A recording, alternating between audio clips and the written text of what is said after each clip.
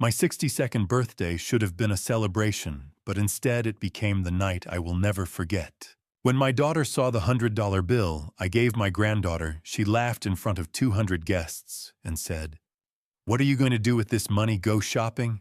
It's just like him now, broke, worthless, obsolete. I stood there in silence, humiliated while everyone stared. But she didn't know that I wasn't weak or broken. In that moment, I made a decision that would change everything. A decision that could destroy her entire world. I'm grateful you're here with me today. Before we begin, I'd love to know where you're watching from. Drop a comment below with your city or country, and let's see how far this story travels. Also, a quick note. This narrative contains some fictional elements crafted for reflection and insight. Any similarities to actual names or places are unintended, though the lessons within may prove valuable to those who listen. The crystal chandeliers of the apex cast golden shadows across white tablecloths, but I already felt the chill creeping in. Not from temperature, but from people you thought you knew. 35 years building Vanguard systems from a garage startup into a $350 million empire. Tonight was my 62nd birthday celebration. Instead, it felt like attending my own funeral. Edward Morrison. My attorney and friend for 35 years leaned close as we stepped onto the 42nd floor. "Are you sure about tonight?" I adjusted the Patek Philippe on my wrist, feeling the weight of what was hidden inside. I've never been more certain. The private dining room stretched before us, floor-to-ceiling windows, offering views of San Francisco Bay. At the center, at a 12-seat table, sat my family. Sienna didn't stand when I entered. She barely looked up from her phone, her Dior dress and $45,000 Cartier necklace catching the light. Gifts I'd bought when I thought money could buy loyalty. Bradley, her husband, offered a tight smile. His Tom Ford suit was immaculate, his new Rolex Daytona gleaming. I hadn't bought him that one. Then I saw Sophie, 11 years old, wearing a simple Target dress. She met my eyes and smiled, and suddenly the coldness didn't matter. I crossed to her first, not Sienna. "Hello, sweetheart." Sophie hugged me fiercely. "Happy birthday, Grandpa Rick." Sienna's voice cut through. "Sophie, sit down. You're blocking the view." I felt Sophie stiffen. Saw something in her eyes. Guilt. Fear. Edward and I took our seats. 200 guests filled the room. Executives, partners, board members, venture capitalists, San Francisco society elite, greeting me with polite smiles and hollow congratulations. Dinner proceeded in courses. Oysters, scallops, Wagyu beef. But I was watching. Sienna laughed too loudly, playing devoted daughter and successful executive. But I'd seen the bank statements Edward obtained. $12 million missing, shell companies, fake invoices, Cayman Islands accounts. Bradley checked his phone constantly. I thought about the $2.8 million art collection that vanished from Vanguard offices. Security footage showed Bradley supervising their transfer to storage. No storage facility had any record. Sophie worried me most. She picked at her food, glancing between Sienna and me like she carried a secret too heavy for 11-year-old shoulders. 8:15. Sienna stood tapping her wine glass. "I'd like to thank everyone for celebrating my father's birthday. 62 years old. Retirement looks good on you, Dad." I wasn't retired. She'd convinced me 5 years ago to step back, move into the guest house, let her handle operations while I recovered. Recovered from what I hadn't known then. Now I did. Hair loss, trembling hands, confusion, all symptoms of chronic arsenic poisoning. Doctor. Sarah Bennett's report was clear: 5 years of sublethal doses carefully calibrated to make me seem incompetent. Sophie stood clutching a painting to her chest. "Grandpa Rick, I made you something. Watercolor on thick paper. 2 figures before the Golden Gate Bridge. Remarkable detail for an 11-year-old. At the bottom, to Grandpa Rick, thank you for always listening. I love you, Sophie." something broke in my chest. "This is the most beautiful gift I've ever received, sweetheart." Sophie's smile was pure sunshine. Then Sienna's voice. "Sophie, sit down. You're blocking the view." The smile died. I stood, pulled out a cream-colored envelope from my jacket. Walked to Sienna, placed it before her. "For you." She opened it with manicured nails, pulled out a single $100 bill. Old paper, slightly yellowed. I spoke loud enough for everyone to hear. "That's a 1934 silver certificate. Collectors would pay $18,000 for it. Real value isn't always obvious, Sienna. Sometimes the things that look ordinary are the most precious." Silence stretched across the table. Sienna stared at the bill, then laughed. Cold, dismissive. $100, are you serious?" She stood holding it between two fingers. "What am I supposed to do with this? Buy groceries. This is exactly like you right now. Worn out, worthless, outdated." She walked to the trash can at the bar. The bill hit the bottom with a soft thump that echoed in silence. Sophie put her face in her hands, shoulders shaking. Edward's hand gripped mine under the table. I remembered 32 years ago. My sister Eleanor dying in a hospital room. Her 3-year-old daughter crying in the corner. Eleanor's last words, "Promise me you'll take care of her." I'd raised that little girl as my own. Given her everything.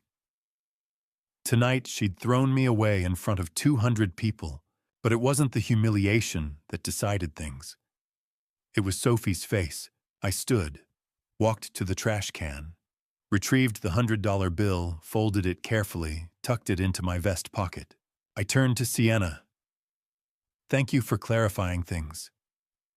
I've been wondering what you really thought of me. Now I know." She rolled her eyes. "Don't be so dramatic. I'm not your father anymore. By tomorrow morning, you'll understand why." I walked out. Sophie ran after me, arms wrapping around my waist. "I'm so sorry, Grandpa." I knelt, held her. "None of this is your fault, sweetheart." In the guest house, I removed the Patek Philippe, pressed the crown twisted counterclockwise 3 times. The case back popped open, revealing a micro SD card. "That's everything?" Edward asked. "Everything. Trust documents, access codes, evidence files, 2 years of preparation." I opened the file labeled the Sterling Protocol. "By 8 tomorrow morning, every account with her name reads 0. Every login denied. Every door locked.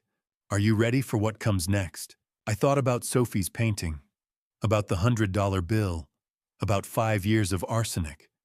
She thought exiling me here made me invisible. But invisibility is the greatest weapon.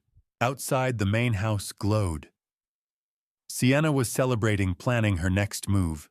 She had no idea the feeble old man she'd poisoned had spent 2 years. The guest house felt different at 1147, not smaller but sharper, like a blade being honed in the dark. 5 years I'd lived here, exiled to a corner of my own property, while Sienna and Bradley occupied the 12,000-square-foot mansion. Tonight, I would turn that exile into a weapon. The Patek Philippe sat on the desk, its cream dial glowing under the single lamp. My father's watch passed to me in 1995. Tonight, I needed what was hidden inside. I pressed the case back with my thumbnail. The mechanism released with a soft click, revealing a small, custom-machined cavity. Nestled inside was a Samsung 16GB micro SD card, no bigger than my fingernail, wrapped in static-proof sleeve. 2 years of preparation. Every blood sample sent to private labs under false names. Every financial document photographed after hours. Every conversation Edward encrypted and stored. Sienna thought I was weak. She'd been wrong. I slid the card into the MacBook Pro on my desk, a 2019 model I'd kept offline and encrypted since purchase. I typed the 24-character password I'd memorized but never written down. 3 folders materialized. Trust_documents, 85 files. Evidence, 340 files. Contingency_plans, 12 files. I opened trust_documents first. The Sterling Family Revocable Living Trust appeared 217 pages, drafted 10 years ago when Vanguard Systems hit $300 million in valuation. The structure was elegant. I'd served as both grantor and trustee, retaining absolute control over every asset during my lifetime. Total value $585 million. Beneficiaries Sienna Sterling 60%, Sophie Sterling 40%. Buried in Section 7, subsection D, was the clause Edward and I had designed over a bottle of Macallan the Sterling Protocol. 3 triggers for activation. Elder abuse, any act causing physical or psychological harm to the grantor. Financial exploitation, unauthorized use or misappropriation of trust assets. Public humiliation or reputational damage to the grantor, materially affecting his standing in the business community. Tonight, Sienna had hit all 3. The consequences were automatic and irreversible. Immediate removal of Sienna Sterling as beneficiary. Immediate freeze of all accounts and assets bearing her name. Immediate restoration of full control to Richard Sterling as grantor and trustee. Immediate protection of Sophie Sterling's interests with guardianship review to follow. I read the clause 3 times, searching for loopholes. Found none.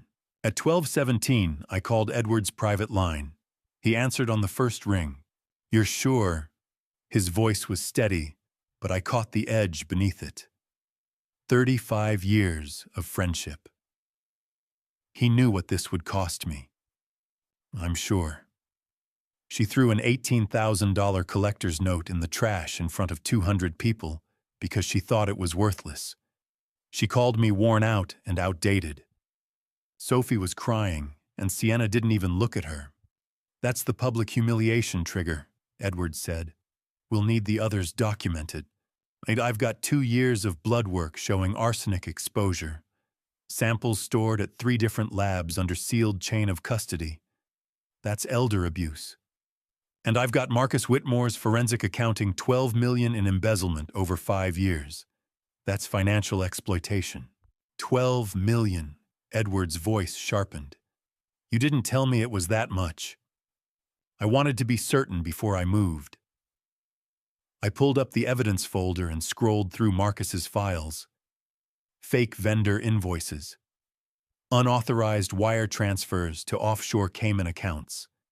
Bonuses Sienna paid herself without board approval, each just under the audit threshold. Marcus finished his report 3 days ago. $42 million in liquid assets currently under Sienna and Bradley's control. I want every dollar frozen by 8 o'clock tomorrow morning. 8 o'clock. That gives me 7 hours and 43 minutes. Can you do it? Richard, I've had the court filings ready for 6 months. All I need is your signature on the activation documents, and I can file electronically by 2 o'clock. Judge Patricia Cross owes me a favor. She'll issue the freeze order by 5, and the banks will execute by 8. But once I file, there's no taking it back.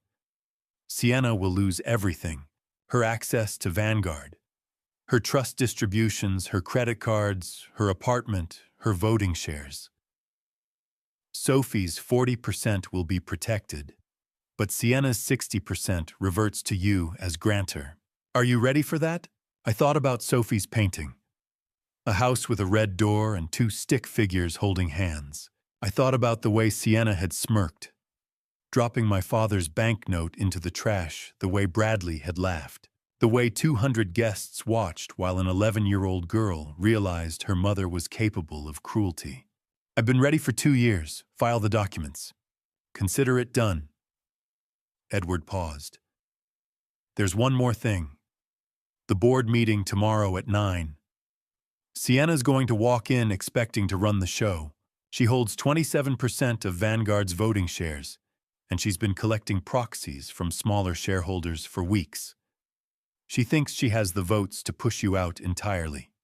She doesn't know about the trust freeze yet. No, but she will by 8:02 when her Platinum Amex gets declined. By 9, she'll be furious. You need to be ready. I will be. I glanced at the contingency _plans folder. One file was labeled board_meeting_scenario_3. We'd wargamed this too. I'll be at the office by 7:30. Make sure building security has my updated access credentials. Sienna changed the locks on my executive suite 3 weeks ago. I already handled, Edward said, and Richard. For what it's worth, I'm sorry it came to this. So am I.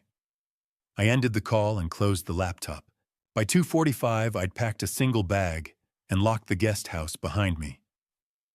I drove through empty Pacific Heights streets toward the Grand Pacific Hotel on Nob Hill.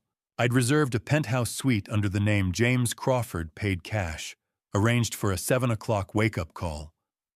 No one would think to look for me there. As I handed my keys to the valet, I thought about what Sienna would feel when she woke up in 6 hours. She'd reach for her phone and see 17 notifications. Bank of America account frozen. Chase card declined. Vanguard Systems building access denied. Her American Express, her Tesla lease, her private gym membership, her Wall Street Journal subscription, every digital thread of her life severed in 2 minutes. By 8:02 tomorrow morning, Sienna would understand what I'd known since the moment that banknote hit the trash. The man standing in front of her wasn't the foolish old father she'd been poisoning for 5 years. She'd been playing a short game. I'd been planning the long one, and tonight the clock ran out. At 8:02 in the morning, Sienna's iPhone shattered the silence with 17 notifications in rapid succession, each chime a death knell for the empire she thought she'd inherited. I wasn't there to see her face, but Edward had installed surveillance equipment in the guest house 6 months earlier, and the audio feed gave us everything we needed. By 8:05, I was sitting in the penthouse suite on the 48th floor of the Grand Pacific Hotel, a cup of coffee in my hand. No arsenic. For the first time in 5 years, listening to Edward narrate the collapse in real time. She's awake, Edward said through the secure line. First notification just hit. Bank of America. I imagined Sienna reaching for her iPhone 14 Pro Max. The screen would be glowing with alerts, each one worse than the last.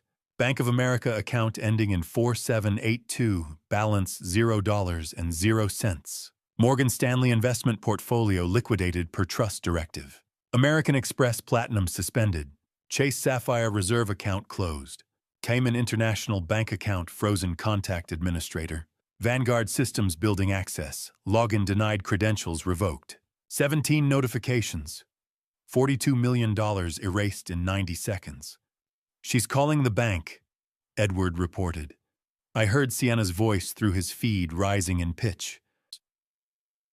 They're telling her the account was frozen at 12:21 this morning per trust directive issued by Richard Sterling, grantor and trustee. I took a sip of coffee. It tasted better than anything I'd had in 5 years. What's she saying? She's screaming, quote, "That's my money. Unlock it right now," unquote.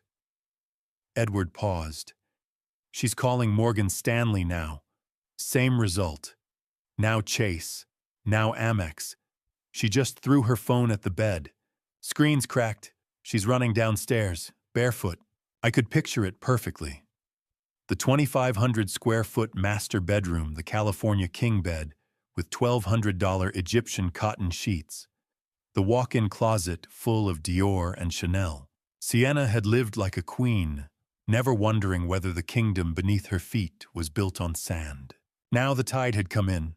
Hachatik. Bradley just discovered his Cayman account. Edward continued. He's reading an email from Cayman International Bank. The account's frozen per request from the FBI Financial Crimes Unit. I heard Bradley's voice join Sienna's tight with panic. What did you do? That was Sienna shrill. Did you steal from him? You're the one who threw him in the trash last night. That was a stupid old bill. This is $42 million. He froze my Cayman account. The FBI's involved. We're finished. Long silence broken only by Sienna's breathing. She's moving again, Edward said. Heading outside, toward the guest house. I walked to the window.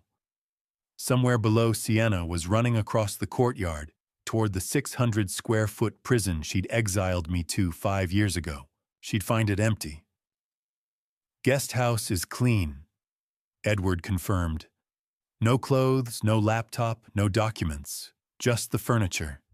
She's checking the Patek Philippe display case empty, checking the desk drawers empty. She's standing in the middle of the room, now turning in circles. I closed my eyes and felt it the moment Sienna realized I hadn't just left. I'd vanished. "She's calling your cell," Edward said. "I heard the faint recorded message. The number you have dialed is currently unavailable. Now she's calling my office. My secretary's telling her I'm in meetings all day." Sienna just hung up. "What time is it?" 8:43. "She'll hire someone to find me." "Already happening. She's calling someone now." A pause. "Tony Russo, ex-NYPD, charges $500 an hour plus expenses." I heard Sienna's voice. "I'll pay double. Just find him." Russo's response was dry. "How are you paying if your accounts are frozen?" Long pause. Then Sienna said, "I have jewelry. A Cartier necklace, retail value $45,000. Bring it to my office. I'll see what I can do." Edward chuckled softly. "She's liquidating assets. Where is she now?" "Back in the guest house, sitting on the bed." "She's alone." Bradley stayed in the main house. Edward's voice shifted. "Richard, she's talking to herself. She just said, 'How long has he known about the money, about the pills, about everything?'" I went very still. "The pills." Bradley just walked in. He heard her. "He's asking what pills." "What did she say?" "She said nothing. Forget it." Edward exhaled slowly. "She's covering, but she's rattled. She knows you know about the arsenic." I looked out at the bay, at the white sails cutting through the water. Sienna had spent 5 years poisoning me, thinking I was too old and too foolish to notice. She'd stolen $12 million, thinking I was too trusting to check the books. She'd been wrong about all of it. "Let her panic," I said. "Panic makes people sloppy." "She's leaving the guest house now, heading back to the main house. She's carrying the Cartier necklace." A pause. "Do you want me to keep monitoring?" "For now. Let me know if Russo makes any progress." "He won't find you. James Crawford doesn't exist." I know." I finished my coffee. "But Sienna doesn't know that yet. Let her spend the next 24 hours chasing ghosts. By the time she realizes I'm 3 moves ahead, it'll be too late." "What's the next move?" I thought about the micro SD card in Edward's office safe, about the 85 trust documents, and 340 pieces of evidence. I thought about Marcus Whitmore's forensic accounting report, about the blood samples stored in 3 separate labs. But most of all, I thought about Sophie's diary. Every time Sienna told her to be quiet. Every time Sophie cried herself to sleep. Sienna didn't know about the diary. She didn't know that 3 months ago, Sophie had brought it to Edward's office and asked if she was allowed to testify against her own mother in court. Edward had told her yes. "The next move," I said, "is letting Sienna think she still has time to fix this. Because when she's finally desperate enough to come looking for the truth, she's going to find it in the last place she'd ever think to look." "Where's that?" "In Sophie's bedroom," I said, "in a pink notebook hidden under a loose floorboard beneath the window seat." The guest house had been my prison for 5 years, not because the doors were locked, but because something far more insidious was dissolved into my morning coffee at precisely 7:30 every day. Now, on the second afternoon since I'd walked out of the Apex, I sat in the penthouse suite of the Grand Pacific Hotel with Edward Morrison. A 47-page toxicology report spread across the desk between us. Chronic arsenic trioxide exposure. Edward read aloud, his voice tight. Consistent with low-dose poisoning administered over an extended period. Estimated duration 5 years. Estimated daily dose 5 to 10 milligrams. Purpose cognitive impairment, physical debilitation, and establishment of incompetence for guardianship proceedings. I'd known this was coming. I'd paid $3,500 in cash 6 months ago to hear Dr. Sarah Bennett say those exact words at Stanford Medical Center using the name James Crawford. But hearing Edward read it aloud made it real. 5 years, 1,825 days, 1,825 cups of coffee, each one laced with just enough poison to destroy me slowly. Tell me how it started, Edward said quietly. 5 years ago, I'd been 57, still running Vanguard systems. Sienna had come to me with a proposal. Dad, you've been working yourself to exhaustion for 35 years. You deserve rest. Let me handle day-to-day operations. You can step back, move into the guest house where it's quieter. Focus on your health. I'll take care of everything. I'd been touched. I'd agreed immediately. The move happened within a week. And every morning at 7:30, Sienna would appear at my door with coffee. French press, she said. Jamaican blue mountain beans.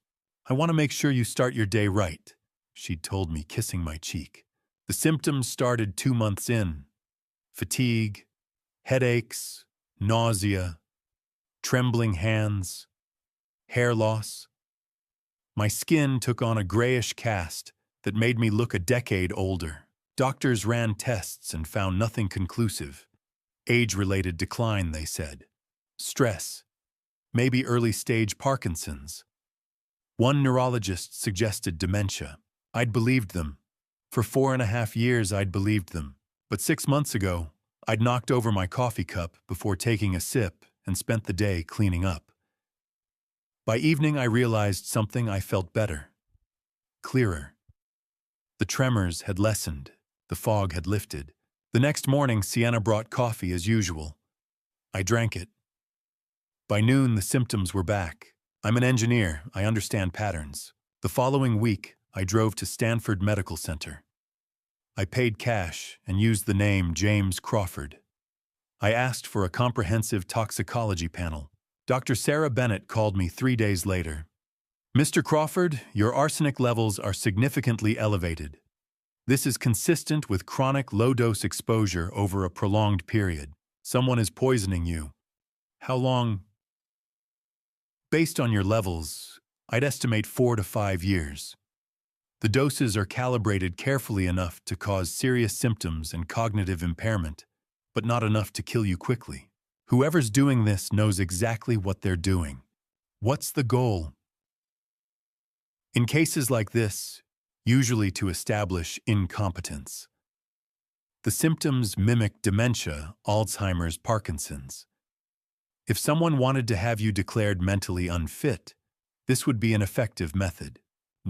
Guardianship fraud. Sienna wasn't just trying to make me sick. She was trying to make me incompetent so she could take legal control of everything I owned. I should have confronted her immediately. But something Edward had taught me stopped me. Never move until you have all the evidence, so I didn't confront her. Instead, I continued drinking the coffee.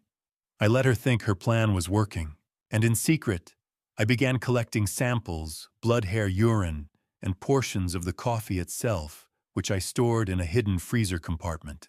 I documented everything. I sent samples to 3 different labs under sealed chain of custody. I built a case, but I wasn't the only one documenting. 3 months ago, Sophie came to me on a Saturday morning carrying a pink spiral notebook. Her hands were shaking, tears on her cheeks. Grandpa Rick, is Mommy trying to hurt you? My heart stopped. What do you mean, sweetheart? She opened the notebook. Page after page of careful handwriting, dated and timed. Day 14. Mom poured white powder from a small jar into Grandpa's coffee. She smiled when his hands shook at breakfast. Day 29. Grandpa threw up after drinking his coffee. Mom told him he was getting old and should see a neurologist. Day 47. I found the jar in Mom's bathroom cabinet. The label is scratched off. I took a picture. 180 entries, 47 photographs of a small amber jar with the label removed, 4 short videos showing Sienna at the kitchen counter at 7:20 in the morning, measuring white powder into my coffee cup. Sophie had been documenting Sienna's poisoning for 6 months. "I didn't know if I should tell you," Sophie said, crying. "She's my mom. But she's hurting you, and I don't know what to do." I pulled her into my arms. "You did the right thing, sweetheart. You just saved my life." Now, sitting in the hotel penthouse with Edward, I watched him page through the forensic report. 47 pages of medical evidence. "This is a federal case," Edward said. "Elder abuse. Attempted murder, potentially. Combined with the guardianship fraud angle and the financial crimes, this could put her away for 20 years. "What about Sophie's diary?" Edward pulled out a thick manila folder. I had it scanned and authenticated. 180 pages. Every entry is dated, timed, and cross-referenced with your toxicology results. The photographs are time-stamped. The videos have metadata. He paused. "She's going to be the star witness." I thought about Sophie's face when she'd asked me if her mother was trying to hurt me. The fear in her eyes.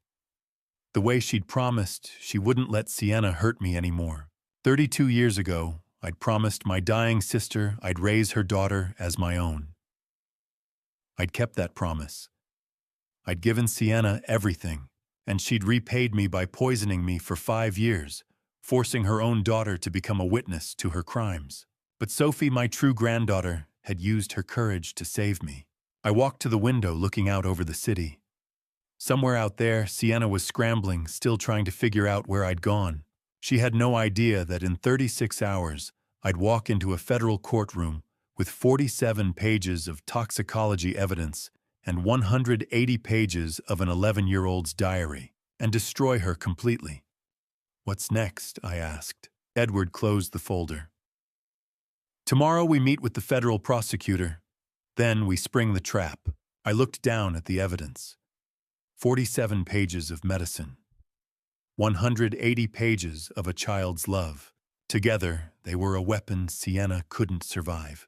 And in 36 hours, she'd finally understand the man she'd been poisoning for 5 years wasn't weak. By mid-morning on the 3rd day, Sienna's panic had crystallized into something far more dangerous. A plan to erase me entirely through the very legal system designed to protect the vulnerable. I wasn't in the drawing room when she and Bradley began plotting. I was 48 floors above the city in the Grand Pacific Hotel. But I didn't need to be there. 2 years ago, I'd installed 3 microphones in the drawing room, devices smaller than shirt buttons, transmitting everything to an encrypted server Edward controlled. Now at 10 o'clock. Edward sat across from me with his laptop open, and we listened to my daughter plan my destruction in real time. "We've been locked out for 48 hours. Bradley's voice came through the speakers, tight with desperation. $0 in every account. The FBI is tracking my offshore account. We're running out of time." Then we stopped looking for him. Sienna's voice was cold, controlled. "There's only one way to get control back. We declare him incompetent." "So on what grounds, Hayton?" "We say he's having a mental health crisis. Dementia. Alzheimer's. We file for emergency guardianship in California Superior Court." I'd known this was coming. It was the natural endgame of 5 years of arsenic poisoning, but hearing her say it out loud made it real. "That requires a medical evaluation," Bradley said. "A licensed physician has to certify he's incompetent. Then we find a physician who will write what we need. Dr. Martin Keene. He used to have privileges at Bay Pacific Medical Center. His license was suspended twice. Overprescribing opioids, Medicare fraud. He's desperate for money. He'll do it." Edward typed rapidly, pulling up Dr. Keene's records on screen. "What's the plan?" Bradley asked. "Dr. Keene writes a report stating my father has severe dementia and is unable to manage his own affairs. He backdates it 6 months. We file for emergency guardianship. I'm appointed temporary guardian with full authority over his estate. Once I have control, I revoke any changes he made to the trust. And if he contests it, that's why we need the 72-hour psychiatric hold. If he resists, we have Dr. Keene standing by with sedatives and a police escort. Once he's in the system, it takes weeks to get out. By then, we'll have permanent guardianship. This is illegal. The SO is embezzling $8 million from your father-in-law's company. You want to worry about legality now. Silence. Then Bradley. How much is Keene going to cost? $75,000 up front. $25,000 bonus if guardianship is granted. We don't have $75,000. I'll sell the Monet in the upstairs hallway. It's worth $90,000. I can have cash by 5 o'clock today. Edward paused the recording. She's selling your art to pay a corrupt doctor to commit medical fraud against you. Keep playing, I said. At 11:30, a man's voice. Ms. Sterling, I'm Dr. Keene. Thank you for coming. I need a medical evaluation of my father, Richard Sterling. He's 62, exhibiting signs of severe dementia. I need documentation to file for emergency guardianship. You need me to examine him. I need you to write a report stating he's incompetent, whether you examine him or not. Long pause. That's medical fraud. If I'm caught, I lose my license permanently. You'll lose more than your license if you don't pay off your debts. I know about Vitali. I know you owe him $200,000. I'm offering you a way out. $75,000 cash today. $25,000 more when guardianship is granted. Another pause. What exactly do you need? A medical evaluation report stating Richard Sterling has severe dementia-impaired judgment and is unable to manage his financial affairs. Backdate it 6 months. Make it convincing. When do I get the $75,000? Today, 5 o'clock, cash. I'll have the report ready by tomorrow morning. Edward stopped the recording. Rick, this is conspiracy to commit guardianship fraud, medical fraud, false imprisonment. This is federal. At 1 o'clock, Sienna and Bradley returned to planning. How do we get him to show up for the evaluation? Bradley asked. What, we use Sophie. My hands clenched into fists. She's your daughter, Bradley said quietly. She's also his weakness. We tell Sophie that Richard collapsed and is refusing medical care. She'll call him panicked and crying. He'll come running. When he arrives at Bay Pacific Medical Center, Dr. Keene will be waiting with the evaluation forms and a police escort. Edward gripped my shoulder. Rick, let her finish. I need everything on tape. Edward closed the laptop. We have everything we need. Conspiracy to commit guardianship fraud, medical fraud, intent to falsely imprison, using a minor as an instrument of fraud. Good. I walked to the window. What about Sophie? I called her at 6 this morning. Told her Sienna might try to use her to find me.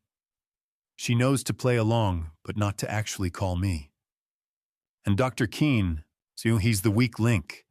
The moment he realizes he's facing federal charges, he'll flip. That recording we just heard, that's his confession waiting to happen.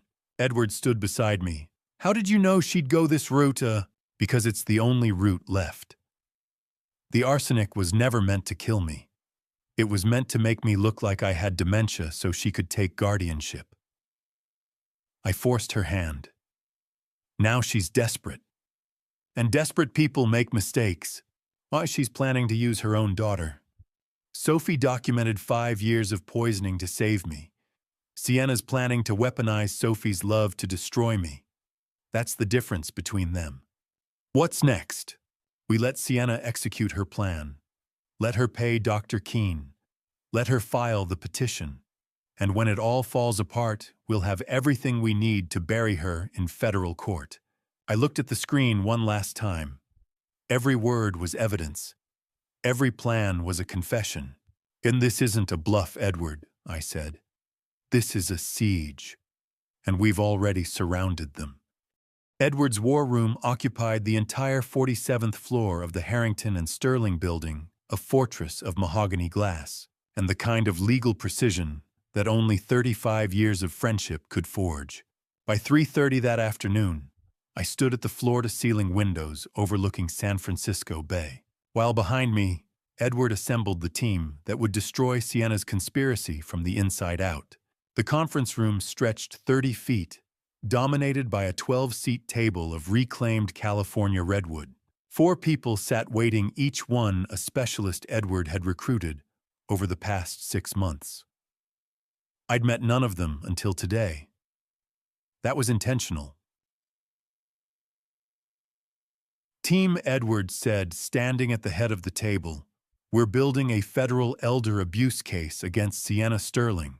We have 72 hours before she attempts to file fraudulent guardianship paperwork based on a fake medical evaluation. Our goal is simple: compile ironclad evidence that results in federal arrests, not civil penalties." I turned from the window. I don't want a settlement. I don't want her resignation. I want her in federal prison. Is that clear? Yes, sir, they said in unison. Edward made introductions. Jennifer Hayes, 42, forensic accountant, ex-IRS Criminal Investigation Division. She'd brought 3 laptops and 12 banker's boxes filled with 5 years of Vanguard Systems financial records. Marcus Whitmore, 38, ex-NSA cybercrimes analyst, specializing in digital forensics. Dr. Sarah Bennett, the toxicologist from Stanford Medical, who'd confirmed my arsenic poisoning 6 months ago. Thomas Reed, 50, ex-FBI white-collar crimes investigator. He'd helped Sophie preserve her diary evidence. For the next 4 hours, I watched my life be dissected into evidence. Jennifer started with the money. Total embezzlement, $12 million over 5 years. $4.2 million through fake vendor invoices. Sienna created 37 shell companies, most registered in Delaware. $3.8 million in unauthorized executive bonuses.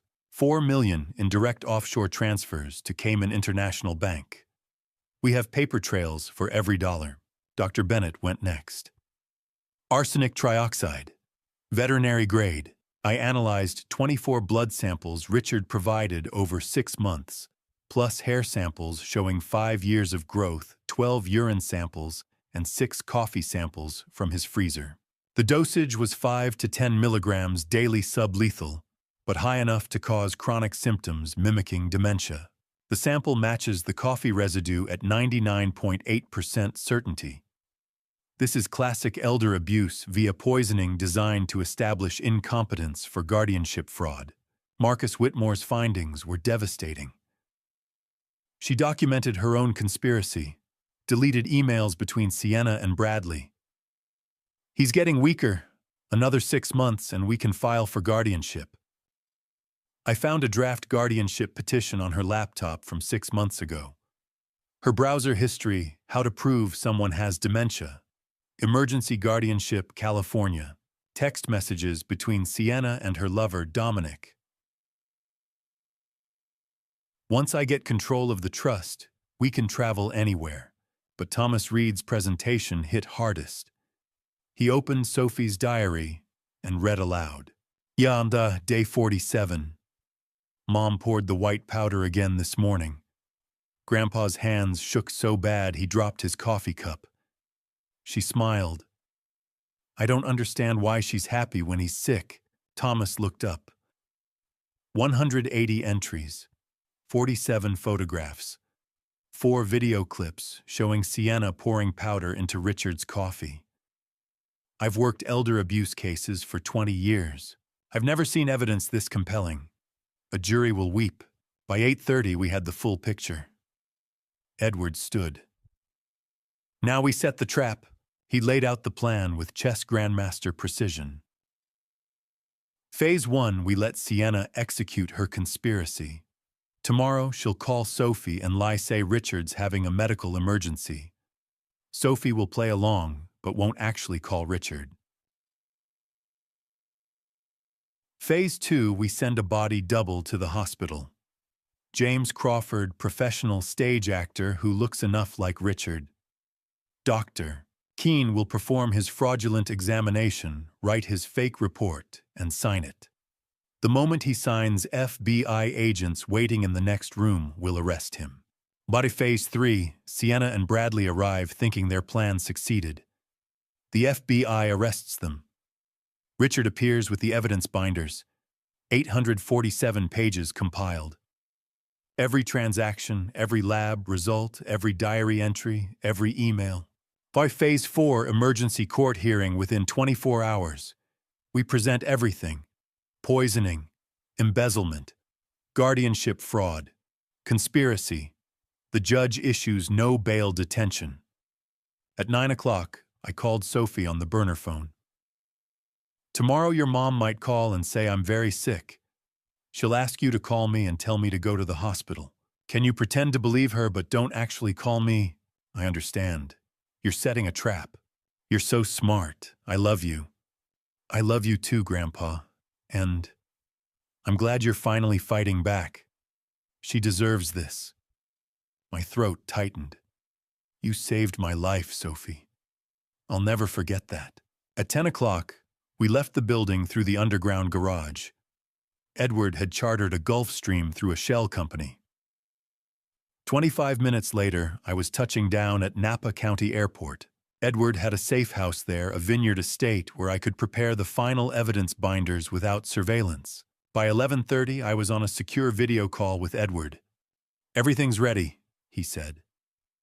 Evidence binders, 6 copies, 847 pages each. FBI briefed. Body double hired. Cameras installed at Bay Pacific Medical Center. We're 48 hours from checkmate. I looked out at the Napa Valley darkness.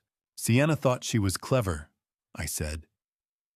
5 years of invisible harm, offshore accounts, fake medical reports, but she forgot one thing. What's that? I'm a tech founder. I've spent 35 years thinking 3 moves ahead of my competitors. She was playing checkers. I was playing chess. In 72 hours, Sienna would walk into Bay Pacific Medical Center, believing she was about to seize control of my life.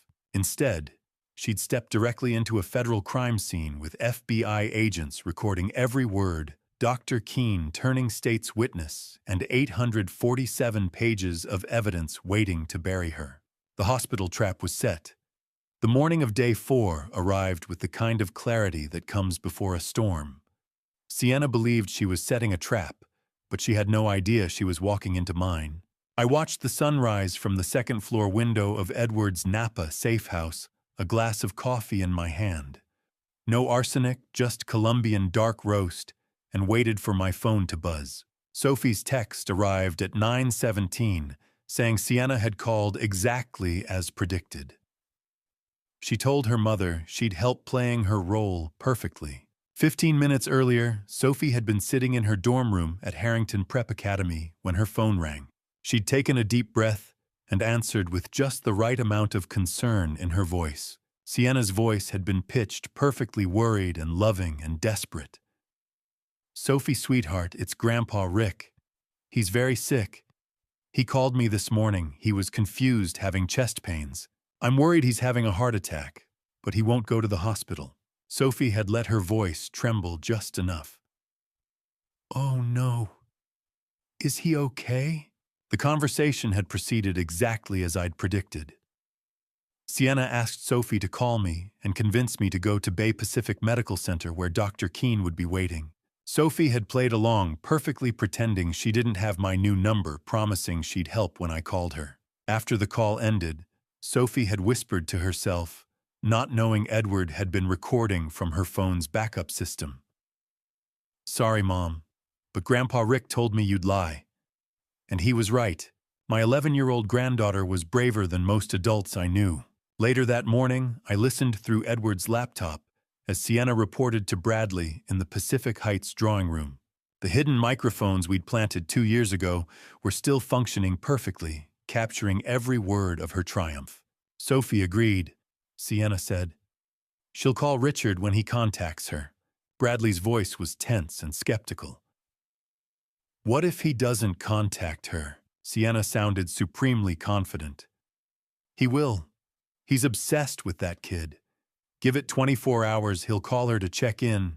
She'll tell him she's worried and he'll come running. She went on to explain that she'd transferred $75,000 that morning, selling the Monet from my study to a private collector who didn't ask questions. Dr. Keene would be at Bay Pacific Medical Center tomorrow at noon. The emergency guardianship petition was already filed with a hearing scheduled for 48 hours from now. She'd told the court I was a danger to myself, that I had dementia, and was refusing medical care. Police would be on standby for a 72-hour psychiatric hold once Dr. Keene signed the evaluation. Bradley sounded uncertain about the risk they were taking, but Sienna shut him down coldly. We're out of options. In 48 hours, either I control the trust, or we're both bankrupt and facing federal charges. There's no middle ground. I closed the laptop and looked out at the vineyards rolling away under morning sun. Sienna was selling my art to pay a corrupt doctor to destroy my life, and she thought she was winning. Edward arrived at 11:30 with James Crawford, the body double who would take my place at the hospital. Meeting James in person was unsettling. He was 65, 5'10", 170 pounds, close enough to my 5'11", 175, that most people wouldn't notice the difference. His hair was gray and receding in the same pattern as mine, and his face had the same angular features. What convinced me he was worth $25,000 was the way he moved. "You have a slight limp," James said, studying me. "Left knee." I blinked in surprise. "Old skiing injury, 1998. James walked across the room and returned with the same subtle hitch in his left leg that I'd been living with for 26 years. When I spoke a test sentence, he repeated it perfectly, with the same cadence and slight rasp I'd developed from years of speaking over conference room noise. Edward laid out the scenario for James. Tomorrow at noon, he'd arrive at Bay Pacific Medical Center, pretending to be me, confused and disoriented, complaining of chest pains. Dr. Keene would evaluate him, asking questions designed to make him seem incompetent. James would play along, giving confused answers, forgetting dates, seeming frail. The evaluation would last about 30 minutes, and the moment Dr. Keene signed the fraudulent medical report, FBI agents would arrest him. When Edward explained that Sienna had been poisoning me for 5 years and was trying to steal my estate through guardianship fraud, James looked at me for a long moment before speaking quietly. "Then I'm honored to help you, sir. I'll give the performance of my career." Agent Rebecca Foster joined us via video call at 2 o'clock from Edward's office in San Francisco. She was 42 with 18 years at the FBI specializing in elder abuse cases. She explained that 6 agents would be at Bay Pacific Medical Center tomorrow, with 2 hidden in the evaluation room, using cameras in ceiling tiles and audio in light fixtures. The moment Dr. Keene signed the fraudulent report, they'd move. They'd wait for Sienna and Bradley to arrive at the hospital, wanting them on site when arrests were made to strengthen the conspiracy case. By 4 o'clock, every piece was in position. Sophie was back at Harrington Prep doing homework. James Crawford was rehearsing in front of a mirror at the safe house. Agent Foster and her team were finalizing surveillance positions. Dr. Keene was printing his fraudulent report, confident that $75,000 was worth the risk. And Sienna was sitting in the Pacific Heights mansion, drinking wine, telling Bradley that by tomorrow she'd have control of my life.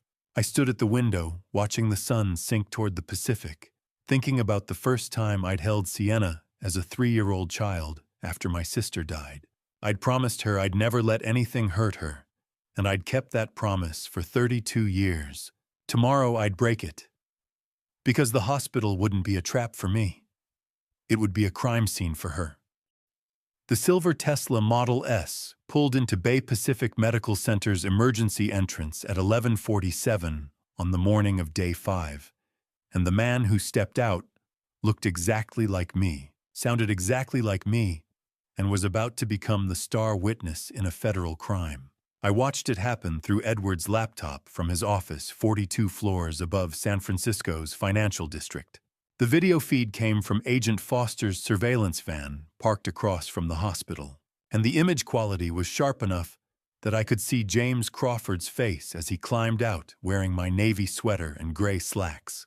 He even had the limp right, that slight hitch in his left knee from my skiing accident in 1998. Edward murmured beside me that James was perfect, and I reminded him we were paying $25,000 for that perfection.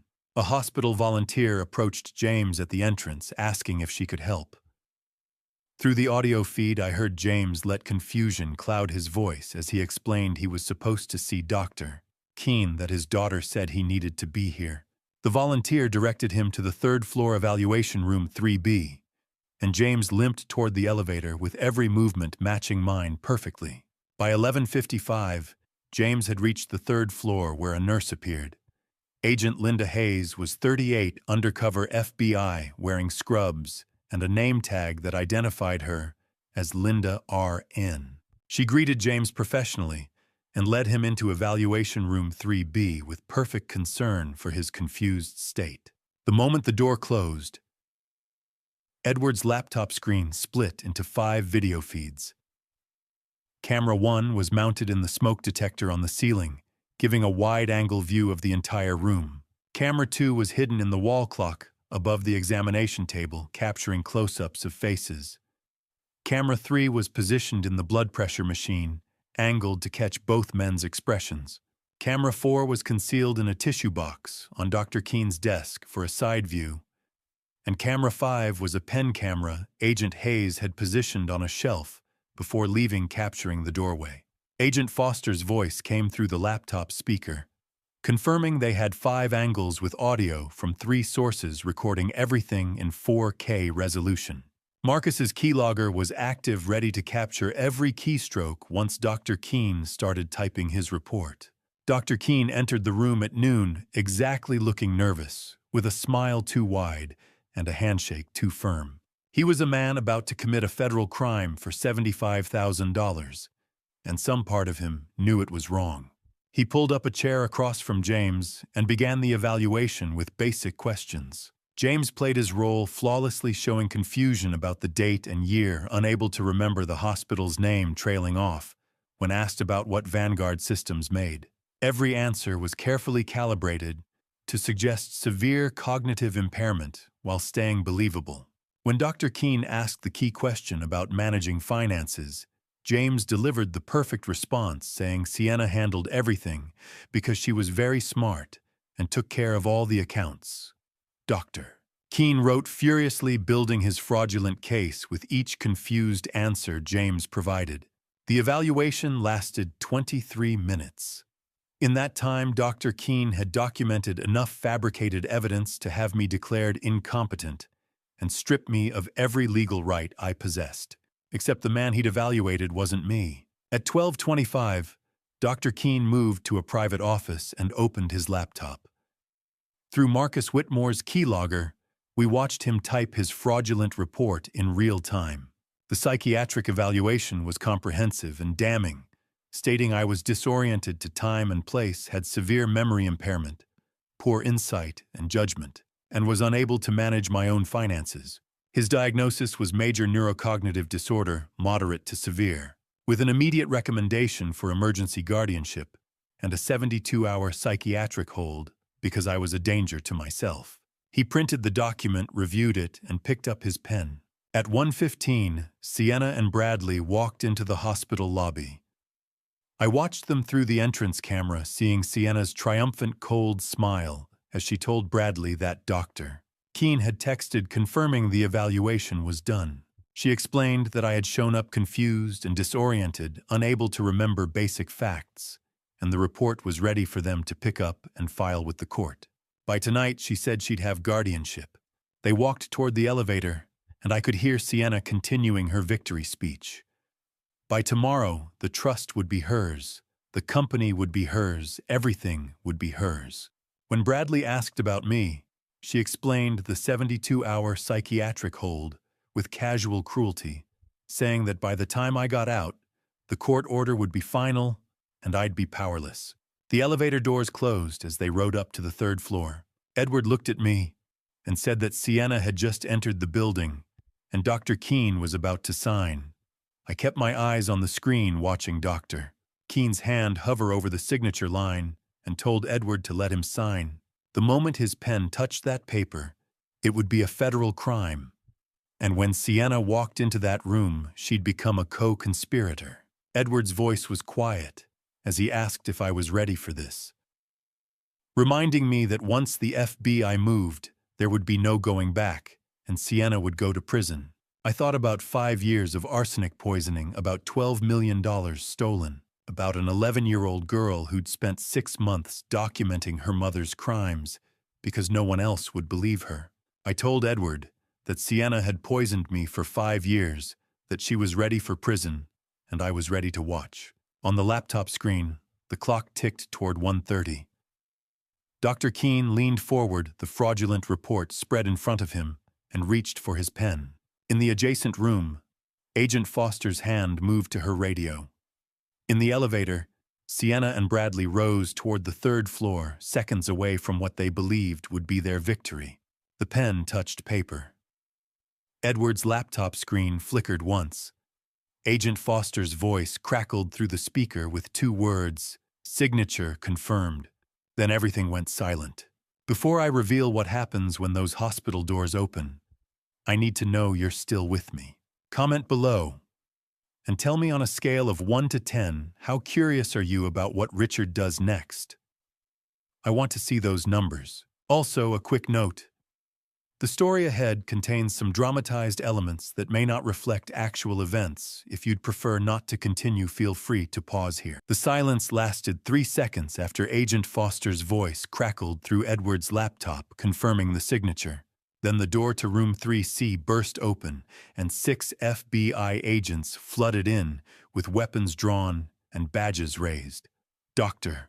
Keene dropped his pen and stood so fast, his chair toppled backward, his face going white as his hands came up in automatic surrender. I watched it happen through Edward's laptop from the hospital parking garage, where we'd been waiting for the past hour.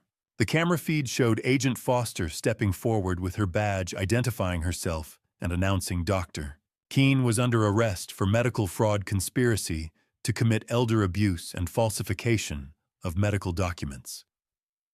Before she even finished reading his rights, Dr.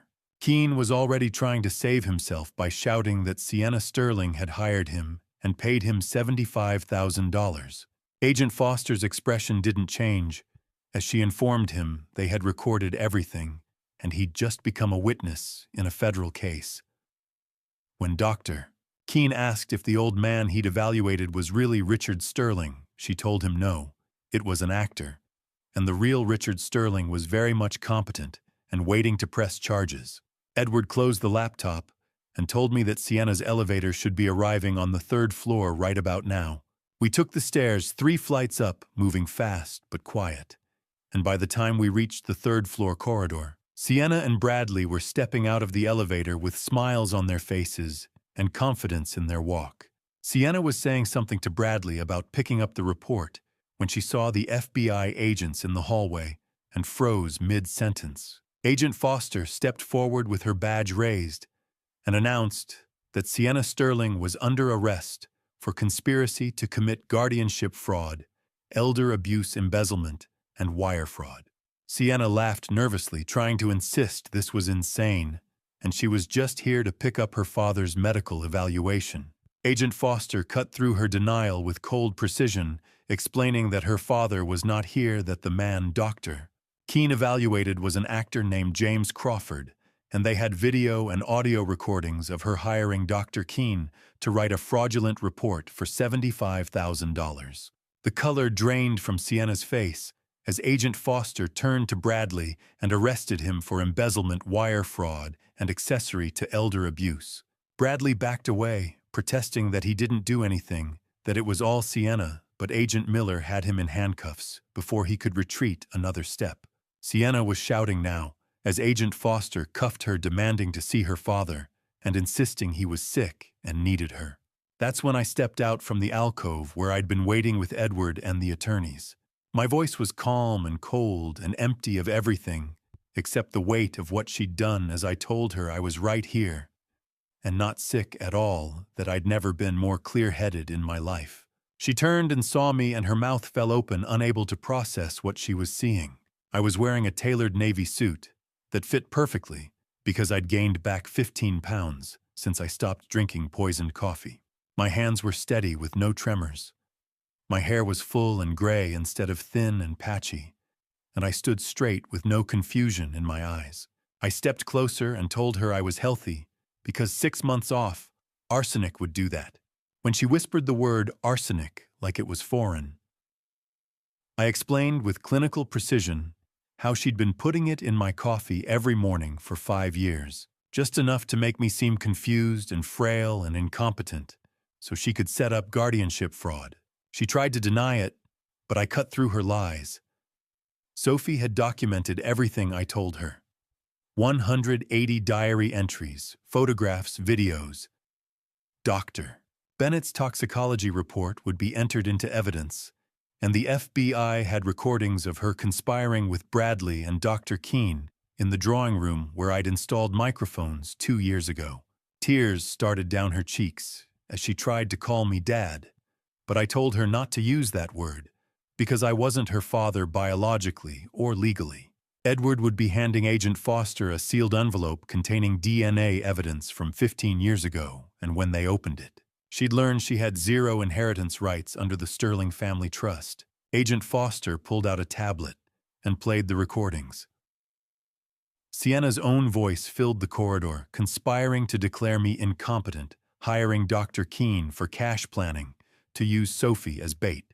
When the recording ended, Agent Foster explained that combined with the evidence we'd compiled over 6 months, Sienna was looking at 15 to 20 years in federal prison. Sienna was sobbing now, begging to give everything back, but I told her there was nothing left to give because the offshore accounts were frozen and the trust had been revoked. The agents began leading them toward the elevator, and Sienna turned back with her face streaked with tears, asking why I was doing this after everything she'd done for Vanguard and for me. My answer was simple and brutal. She had spent 5 years trying to destroy me from the inside out, stolen millions, tried to take Sophie's future, and used her own daughter as bait. That wasn't love, I told her. That was betrayal in its purest form. The elevator doors closed on her sobbing face, and the corridor fell silent. Edward's hand settled on my shoulder, saying it was over, but I corrected him. Now it begins, I said. Now, by 3:30 that afternoon, Sienna Sterling was no longer the chief operating officer of a $350 million company. She was inmate number SF20248847, fingerprinted and photographed, and facing 15 years in a federal prison cell. The FBI van pulled away from Bay Pacific Medical Center at 3:15, with Sienna Bradley and Dr. Keene secured in separate compartments. Through the reinforced glass partition, I could see Sienna sitting alone in the rear section, her hands cuffed in front of her, mascara running down her face in black streaks that stained the collar of her $8,000 Dior dress. She was whispering the same words over and over, and I could read her lips even through the glass. This can't be happening. This can't be real. In the middle compartment, Bradley was shouting at the agents, demanding his lawyer, insisting he didn't poison anyone, and blaming everything on Sienna. Dr. Keene sat in the front compartment with his head in his hands, silent and resigned, knowing his medical career was over, and the $75,000 that had seemed like salvation 6 hours ago was now the worst decision of his life. Edward and I followed in a separate car without speaking. There was nothing left to say that hadn't already been said in a hospital corridor an hour ago. By the time the FBI van arrived at the San Francisco Federal Building on 450 Golden Gate Avenue, the media was already assembled. 12 news vans lined the street with 30 reporters jostling for position behind police barriers, while 50 onlookers recorded everything on smartphones. The moment the van's rear doors opened, the shouting began with questions about poisoning and guilt, and stolen money echoing across the plaza. The booking process began at 4 o'clock in the basement processing center. Agent Foster read Sienna her rights again, then recited the charges in a flat, professional voice. The specifics matched what had been documented in her arrest at the hospital. An hour earlier, elder abuse, wire fraud, embezzlement, conspiracy. Total potential sentence, 15 to 20 years in federal prison. They took her fingerprints on an electronic scanner, then the photographs with unforgiving flash that captured her looking exactly like what she'd become, a criminal, hollow-eyed and broken. They confiscated her personal property with clinical precision. The Cartier necklace worth $45,000 seized as potential proceeds of crime. Her iPhone seized for evidence. The wallet containing $3,200 in cash from the art sale seized. When Sienna asked if she could call Sophie, Agent Foster told her that Sophie was safe with Edward Morrison and his wife, that she'd been informed of the arrest, and Sienna should use her one phone call for an attorney. That's when Sienna broke down, crying, her whole body shaking with sobs that echoed off the concrete walls. They processed Bradley next, with charges totaling 12 to 18 years for wire fraud, embezzlement, accessory to elder abuse and conspiracy. He tried to cut a deal immediately, offering to testify against Sienna and claiming he was just following orders. Dr. Keene's charges came last with 8 to 12 years for medical fraud, conspiracy to commit elder abuse, and false statements in healthcare matters, plus permanent loss of his medical license. At 5:30, I stood at a podium outside the federal building with Edward on my left and attorney Jennifer Hayes on my right. 30 cameras pointed at me as I read from the prepared statement we'd written that morning, my voice calm and controlled and empty of emotion. I explained that Sienna had poisoned me with arsenic for 5 years to make me appear incompetent, that she and Bradley had stolen $20 million total, that they'd hired a corrupt physician to write a fake medical report, and that they'd used my 11-year-old granddaughter Sophie as bait in their scheme. I called Sophie the real hero who documented her mother's crimes for 6 months because she loved me and wanted to protect me. I ended by saying justice would be served and walked away as reporters shouted after me, not looking back. By 6 o'clock, Sophie was sitting in the guest bedroom of Edward's home in Pacific Heights with Margaret Morrison, Edward's wife of 38 years. Margaret sat on the bed beside Sophie with one arm around the girl's shoulders, gently explaining that her mother was really going to prison for doing very bad things. But none of it was Sophie's fault. When Sophie asked when she could see me, Margaret promised I'd be there for breakfast after handling some legal things tonight. By 7 o'clock, the media storm had exploded across every platform. CNN ran breaking news about the tech heiress arrested for poisoning her billionaire father with arsenic over 5 years. Within 2 hours, the trending topics on social media included Sienna Sterling, with 482,000 posts, Vanguard poison, with 201,000, elder abuse with 178,000, and justice for Richard, with 156,000 mentions across platforms. The reactions were merciless, calling Sienna a sociopath and praising Sophie as a hero while demanding life in prison for the poisoner. At 8 o'clock, I stood at the window of my penthouse suite at the Grand Pacific Hotel, watching the city lights spread across the bay like scattered diamonds.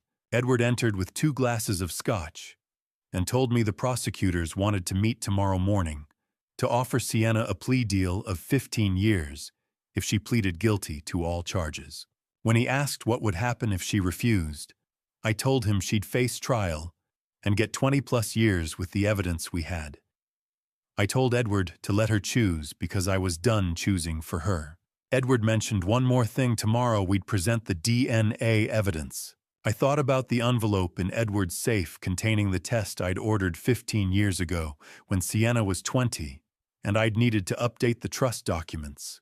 The results had sat sealed in that envelope ever since, waiting for the moment when the truth would matter more than the lie I'd been living.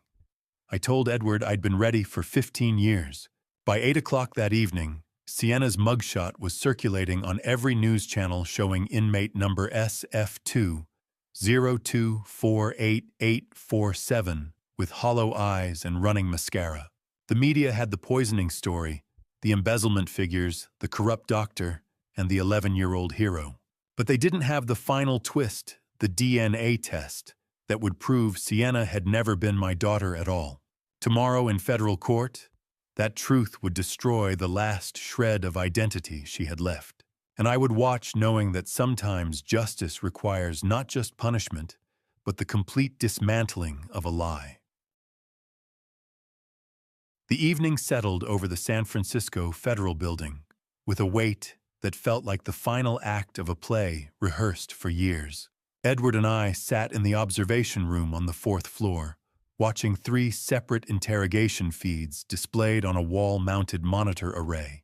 The screens glowed with cold, fluorescent light, each frame showing a different room, a different suspect, and a different calculation of survival.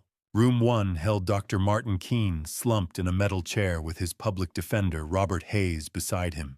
Room 2 contained Bradley Vaughn sitting upright with his attorney, Catherine Walsh, whispering urgently in his ear. Room 3 framed Sienna silent and pale, flanked by her high-priced attorney, Diana Blackwood.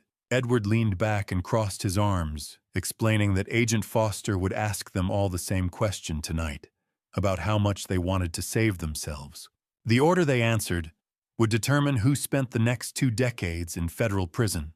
I watched the screens without blinking, thinking about 5 years of poisoning, 12 million in embezzlement, and a fraudulent guardianship scheme designed to erase me from my own life. The evidence filled 847 pages, and every word was ironclad. Tonight was not about mercy, but about watching the architecture of their conspiracy collapse under the weight of their own choices. At 8:30 in the evening, Agent Rebecca Foster entered Room 1 with Agent Miller close behind. Dr. Keene looked up with the hollow eyes of a man who had already lost. Foster placed a thick evidence folder on the table and opened it, slowly revealing 5 still frames from the hospital surveillance footage showing Keene writing notes, asking questions, and signing the fraudulent psychiatric evaluation. Foster's voice was calm and precise as she recited the charges and the evidence against him. Robert Hayes, the public defender, leaned forward, saying his client was willing to cooperate fully in exchange for a sentencing recommendation. Keene's voice cracked as he explained that Sienna told him it was just paperwork, that her father needed help and was dangerous to himself. He needed the money desperately, with his license already suspended twice and $200,000 in debt. Foster slid a voice recorder across the table and told him to start from the beginning. By 9:15, Keene had confessed to everything: the initial meeting at a cafe in the Marina District, 2 weeks earlier, the cash payment delivered in a manila envelope, the specific wording Sienna had dictated for the evaluation, and the promise that no one would ever check the medical records because the guardianship would be approved quickly. Foster explained that if he testified against Sienna Sterling and Bradley Vaughn, the prosecutor would recommend 8 to 10 years, but if he refused, he'd face 15 to 18. Keene nodded through his tears and agreed to testify about everything. Edward tapped the screen showing Room 1 and noted that the first one was down with Keene lasting less than an hour. On the second monitor, Agent Foster and Agent Miller were already entering Room 2, where Bradley Vaughn sat with practiced confidence. Foster opened a second evidence folder detailing the $8 million he'd transferred to shell companies in the Cayman Islands over 3 years, using fake contracts and false invoices. Walsh cleared her throat, saying her client was prepared to cooperate fully in exchange for immunity, but Miller shook his head firmly. Immunity was off the table for someone who'd embezzled $8 million and conspired to poison and institutionalize a man for financial gain. The best deal available was a sentencing recommendation in exchange for full testimony against Sienna Sterling. Bradley's confidence wavered as he insisted that Sienna planned everything and told him Richard was mentally unstable and would destroy the company. He swore he didn't know about the arsenic, but Foster leaned back and pointed out that he didn't ask questions because he was making millions. Miller slid a document across the table offering full cooperation and complete testimony about every transaction in exchange for 10 years instead of 15 to 18. Bradley stared at the document for a long moment, then picked up a pen and agreed to take it. Edward checked his watch and noted that Bradley folded in less than 30 minutes. The third monitor showed Agent Foster and Agent Miller entering room 3, where Sienna sat perfectly still with her hands folded on the table and her expression carved from ice. Foster placed the largest evidence folder on the table and recited the 847 pages of evidence documenting her crimes: 12 million in embezzlement, 5 years of poisoning with arsenic trioxide conspiracy to fabricate a fraudulent psychiatric evaluation, plus bank records, toxicology reports, audio recordings, video footage, and Sophie's 180-page diary. Diana Blackwood held up a hand, declaring that her client would not be making any statements tonight. Miller opened the folder and spread documents across the table explaining that Dr. Keene had already confessed and agreed to testify, Bradley Vaughn had agreed to full cooperation, and Sienna was facing 15 to 20 years. She had 24 hours to accept a plea offer of 15 years, or they'd go to trial and ask for the maximum. Sienna's eyes remained fixed on the wall as Blackwood whispered something inaudible, then told the agents they'd review the evidence and provide a response within the 24-hour window. Foster stood and reminded Sienna to think about 15 to 20 years and what Sophie would remember when she was 30 and her mother was still behind bars. Sienna said nothing. Edward muted the monitor feeds and turned to me, summarizing that Keene flipped within 2 hours. Bradley negotiated a deal by midnight, but Sienna was staying silent. I nodded slowly and said her silence wouldn't save her, because the evidence was overwhelming. Edward opened his briefcase and pulled out a sealed envelope, noting that tomorrow we'd introduce the DNA evidence proving 32 years of lies about being my daughter when she was never my child at all. I looked at the envelope, then back at the screens, showing 3 people who had tried to erase me from my own life, now facing the consequences of their choices. I told Edward to let them sleep on it, because tomorrow the truth would come out, and when the DNA results were read in open court, the world would know exactly who Sienna Sterling really was. Dominic was scrolling through social media on the leather couch when his phone buzzed with a notification that changed everything. The CNN alert flashed across the screen sometime after noon on the 6th day, with a headline that made his stomach twist. Breaking: Silicon Valley heiress Sienna Sterling arrested for poisoning. Billionaire father with arsenic. Facing 15 to 20 years federal prison. $20 million embezzlement charges. He read the article twice, his thumb moving slower with each swipe. There was Sienna's mugshot with mascara streaking down her cheeks, hair-tangled eyes empty. The details were worse than he'd imagined. 5 years of poisoning, 12 million in embezzlement offshore accounts, frozen by the FBI, and a press conference where Richard Sterling had stood calmly beside his attorney, explaining how his daughter had tried to erase him. Dominic set the phone down and stared at the exposed brick wall of the Marina District apartment, the one Sienna paid $4,500 a month to keep. Everything in this place belonged to her, and he'd never actually built a life of his own. His hands moved without thinking, opening the banking app to check the account Sienna labeled Household Expenses. The balance had been $125,000 last time he checked, but the screen now showed 0 with red letters beneath it. Account frozen per federal investigation. His personal checking showed $3,400, barely enough to cover rent for 1 month, and the lease was in Sienna's name anyway. He had no income. His title as wellness coach being a polite fiction to avoid admitting he lived off a woman who paid for everything because she liked how he looked in Tom Ford suits at charity galas. The duffel bag came out of the closet within the hour, and he packed with the efficiency of someone who'd done this before. Clothes Sienna had bought him all designer labels that would sell well if he needed cash. His laptop passport and the $3,400 in cash he'd withdrawn on the walk back from the ATM. He left the furniture because none of it was his, left the lease because it was her problem now, and left no forwarding address because there was nothing here worth coming back to. Before calling the Uber, he opened his phone one last time and blocked Sienna's number on all 3 phones she rotated through. He deleted 2 years of text messages, 47 photos of vacations and dinners and hotel rooms, every social media tag that linked them together. His relationship status went blank. His location disappeared, and then he requested a ride to the airport. The ticket counter at SFO offered a one-way flight to Miami for $380, departing in less than 2 hours. Dominic bought it and sent a text to an ex-girlfriend while walking toward the gate asking if he could crash with her for a few days. She replied quickly, asking what happened, and he told her he'd explain when he arrived. He wouldn't explain, he'd lie the way he always did, and by the time she figured it out, he'd already be on to someone new. Sienna sat in a holding cell in the San Francisco County Jail wearing an orange jumpsuit and no makeup. Her hair unwashed and her face hollow from 24 hours without sleep. The walls were concrete, the air thick with disinfectant, and the metallic scent of fear. Diana Blackwood arrived in the visitor room with a leather portfolio and the kind of expression that promised bad news. She sat across the metal table and delivered it with professional precision. Dominic was gone.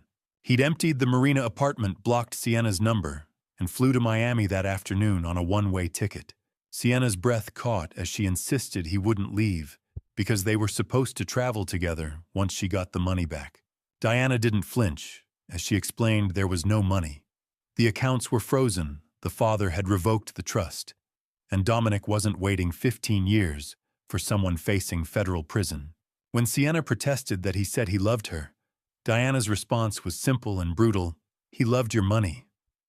I'm sorry. The realization came in waves, each one heavier than the last. In 5 days, Sienna had lost $42 million, her title as COO, her freedom, her father who disowned her in front of cameras, her daughter who refused to visit after spending 6 months collecting evidence, and now Dominic, who vanished the moment the money disappeared, with no goodbye, just a blocked number and a boarding pass to Miami.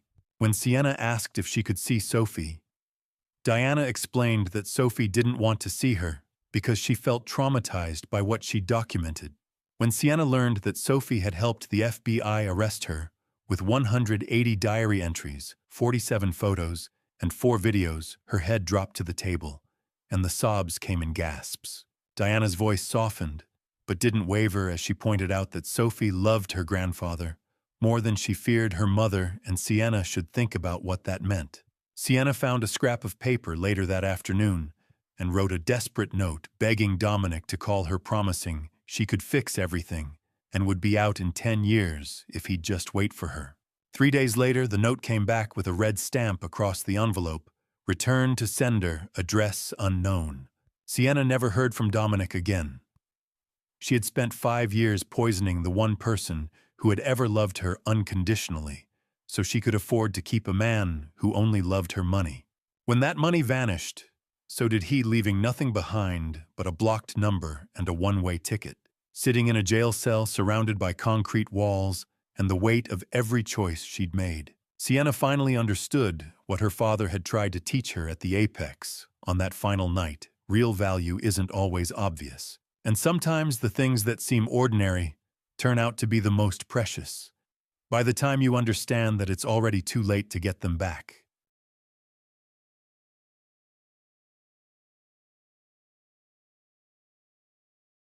Edward's team walked into the U.S. Attorney's office on the 11th floor of the San Francisco Federal Building, carrying 6 identical briefcases, each one holding 847 pages of evidence that would take prosecutors 4 hours to review and only 3 minutes to decide. This was the most documented elder abuse case in federal history.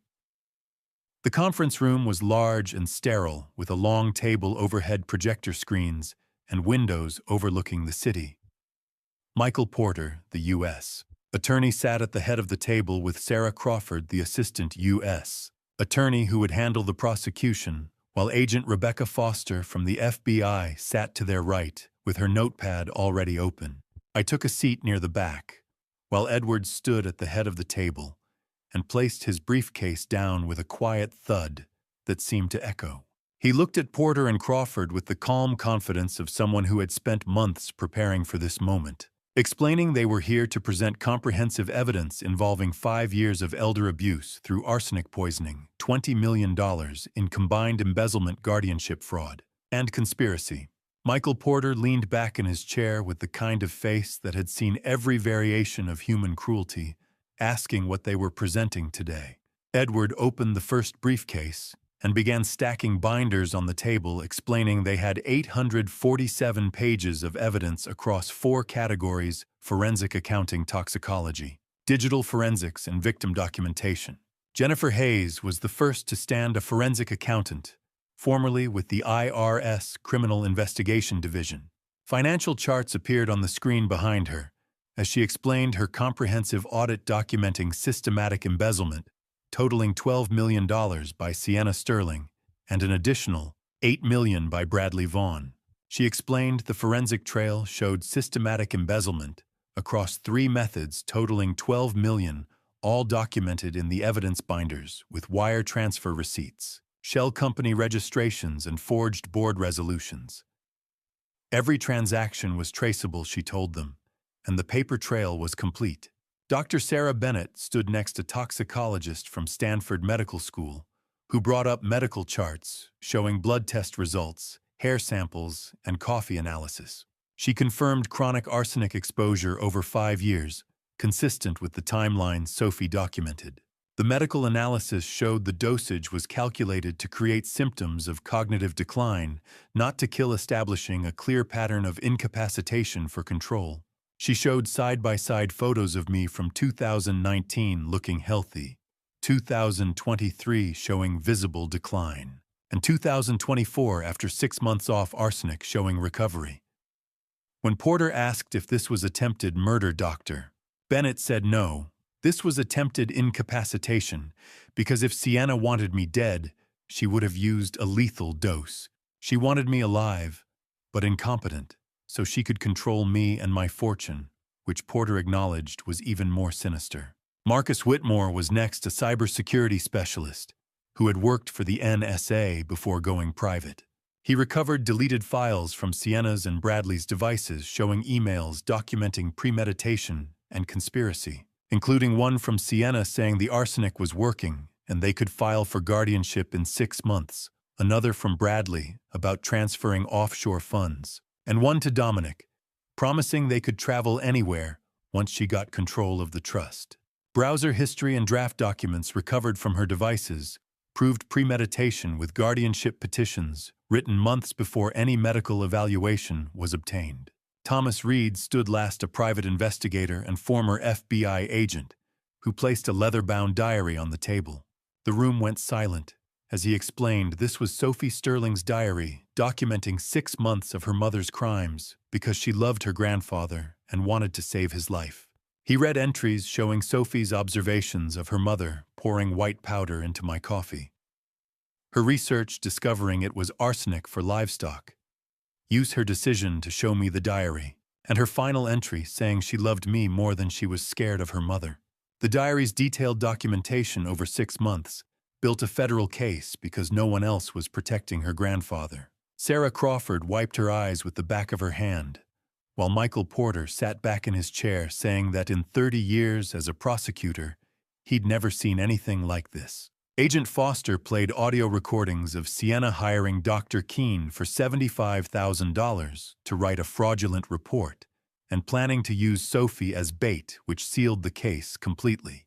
When the recordings finished, Sarah Crawford closed her binder and told Michael Porter this was the strongest elder abuse case she'd ever seen, with 99% conviction probability and recommended sentence of 15 to 20 years federal prison for Sienna Sterling. Porter didn't hesitate, agreeing to offer a plea deal of 15 years with no parole and full restitution of $12 million. And if she refused, they'd go to trial seeking 20 to 25 years. Bradley would get 10 to 12 years with cooperation, and Dr. Keene would get 5 to 8 with full testimony. Porter turned to Edward with an expression that was hard but respectful, telling him to convey to his client that this was justice and they would prosecute this case to the fullest extent of federal law.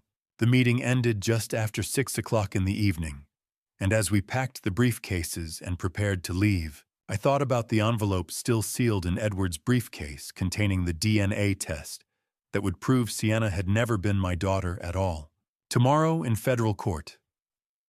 That envelope would be opened, and when it was, Sienna wouldn't just lose her freedom, but her identity, her inheritance, and the last shred of the lie she'd been living for 32 years.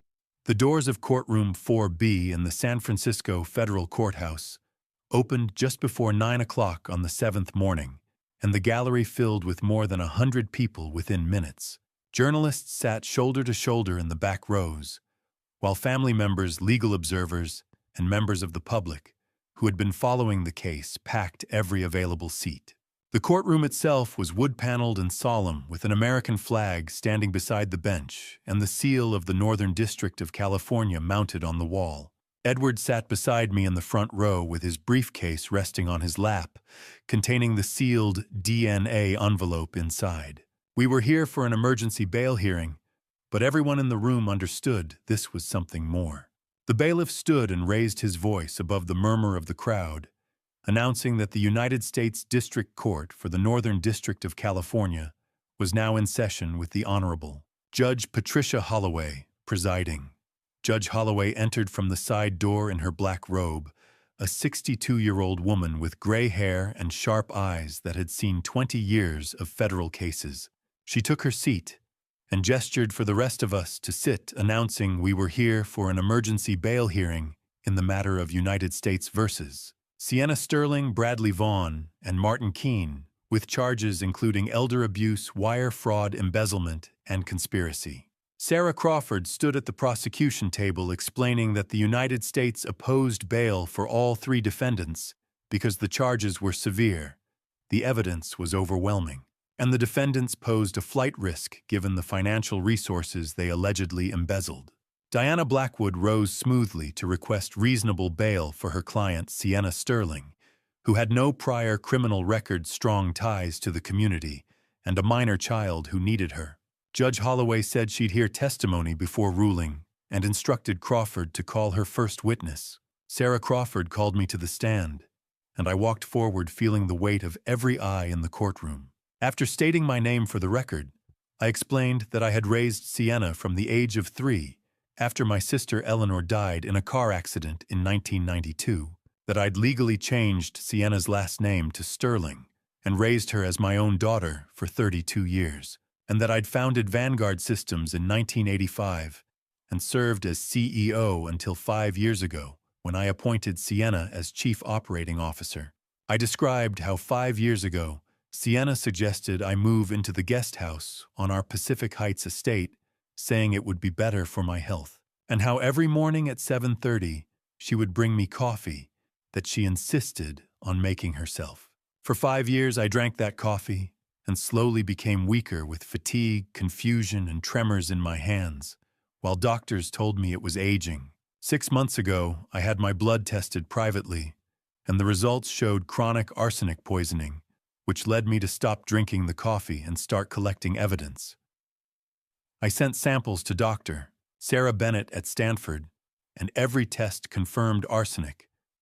And then my granddaughter Sophie came to me with a diary documenting her mother poisoning me every single morning for 6 months. I explained that Sienna poisoned me to make me appear incompetent, so she could file for guardianship and seize control of my estate worth approximately $585 million, that she embezzled $12 million over 5 years, while Bradley Vaughn stole another $8 million. And when I froze their accounts, they hired a corrupt doctor to write a fake medical report, declaring me mentally unfit while using my 11-year-old granddaughter as bait to lure me into a trap. Diana Blackwood attempted to suggest, during cross-examination, that my decision to freeze Sienna's accounts was motivated by business disagreements rather than alleged poisoning. But I replied evenly that it was motivated by 5 years of arsenic in my bloodstream and 180 pages of my granddaughter's diary documenting the crime. Sarah Crawford then called Sophie Sterling to the stand, and the courtroom went silent as Sophie walked forward, wearing her Harrington Prep uniform and clutching her leather-bound diary in both hands.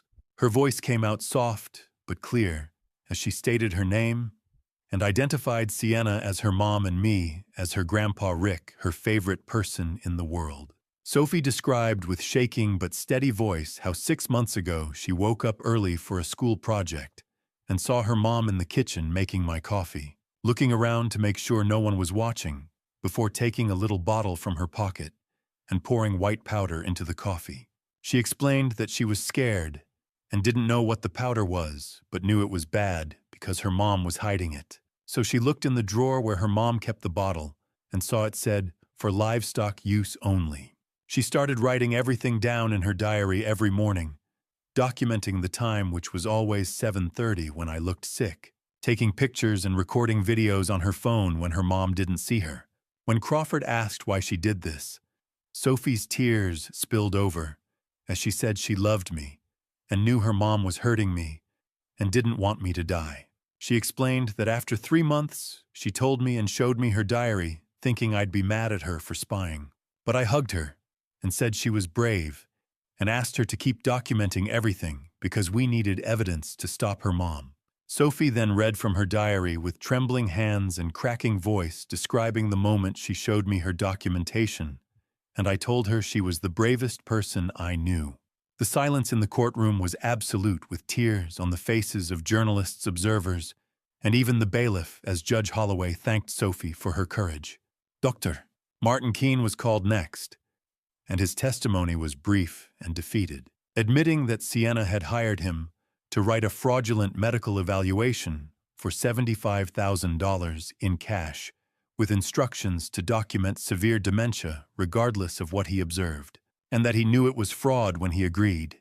When the testimony concluded, Judge Holloway removed her glasses and looked at the defendants, saying that in 20 years presiding over this court, she had never seen a case quite like this, where an 11-year-old child spent 6 months documenting her mother's crimes because she loved her grandfather and wanted to save his life. She declared that Sienna had poisoned her father for 5 years, embezzled $12 million, conspired to defraud him of his freedom through a fake medical evaluation, and used her own daughter as bait in that conspiracy. The evidence was overwhelming. The charges were severe and bail was denied for all 3 defendants, who would remain in federal custody pending trial in 90 days. The gavel struck and echoed through the courtroom like a final judgment. Sienna turned in her seat and looked back at Sophie with eyes searching for something, but Sophie held my hand and didn't look away. In that moment, Sienna's face crumpled as she realized she had lost everything: her freedom, her fortune, her father, and her daughter.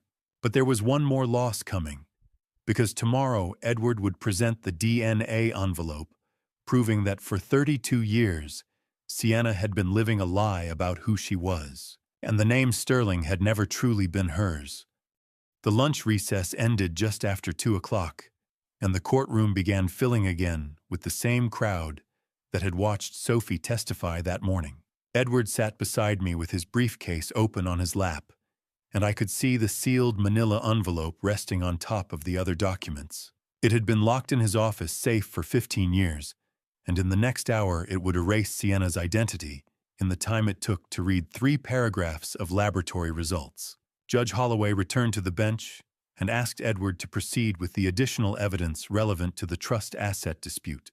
Edward stood and held up the envelope so the judge could see the seal was intact, explaining he was presenting DNA test results that fundamentally altered the legal standing of Sienna Sterling's claim to Richard Sterling's estate. Results obtained 15 years ago and sealed in his office safe since that time.